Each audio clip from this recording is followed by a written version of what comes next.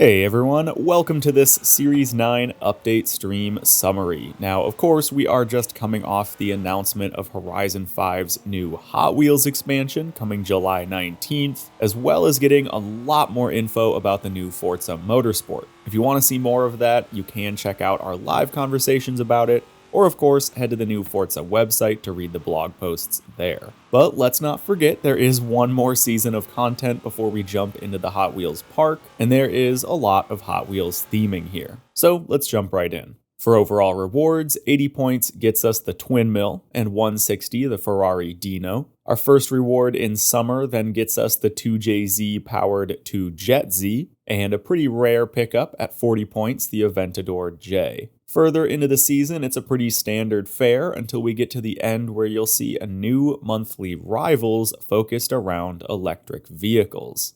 And finally, in summer's shop, we've got the Pagani Huayra and Agera RS, as well as some Hot Wheels clothes you'll see throughout the season. So let's move on to fall, where you'll get the Plymouth Barracuda at 20 points and the Neo at 40. You'll get your weekly dose of super wheel spins from the PR stunts, and the Forzathon shop has the Ital Design Zero Uno and the Ferrari F50. Winter then brings us the Dodge Super Bee and Zenvo ST1 for point rewards.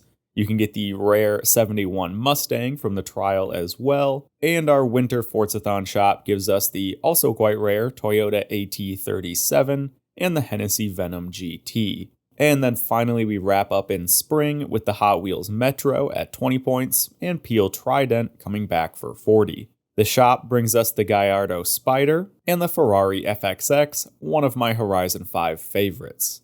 Now for the car pass this month, we get 3 more cars to wrap things up. I'll show some footage of those up on screen here. Starting off with the 2021 Aston Martin DBX. Then next week brings us the 2020 Lexus RCF Track Edition. And finally, the playlist wraps up with the 2019 Nissan 370Z Nismo. Really should have been the new Z, the 400Z if you want to call it. That would have been a beautiful way to wrap up the car pass, but it's not what we got. So of course, on top of the standard playlist, we are getting that new EV Rivals, which seems like it's here to stay, just going to be focusing on a new electric vehicle every month. We're also now getting the ability in Series 9 to play Horizon stories in co-op with up to 6 players, which I've had a lot of fun with doing that in Horizon 4. Happy to have that back in Horizon 5. Also for PC players, especially those of you on 1080p monitors, we now have the ability to switch to temporal anti-aliasing, TAA, instead of MSAA or FXAA.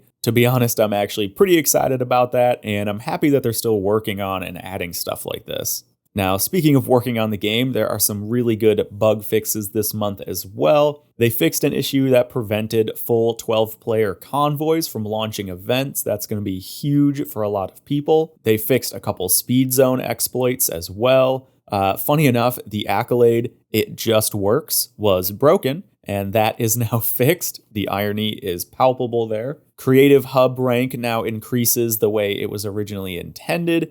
And there's a new filtering option in the Garage and Car Select screen to show cars you own duplicates of. That is fantastic. I'll definitely be using that to get rid of a couple duplicates, and I really hope they continue to add more filtering options in the garage. Then finally, to wrap things up, this should be good news for Event Lab people. There are more camera options coming. They mentioned an orbit camera, and also more speed steps for how quickly the camera pans. So that's pretty much it coming for Series 9. Lots of good updates and fixes, some good cars. It's going to be a pretty solid update to lead us into the first DLC. Now, speaking of the first DLC, they did, of course, talk about the Hot Wheels expansion, as well as having Chris Esaki on to talk about Motorsport. There was nothing super big and newsworthy to chat about, but they did clarify a couple good details.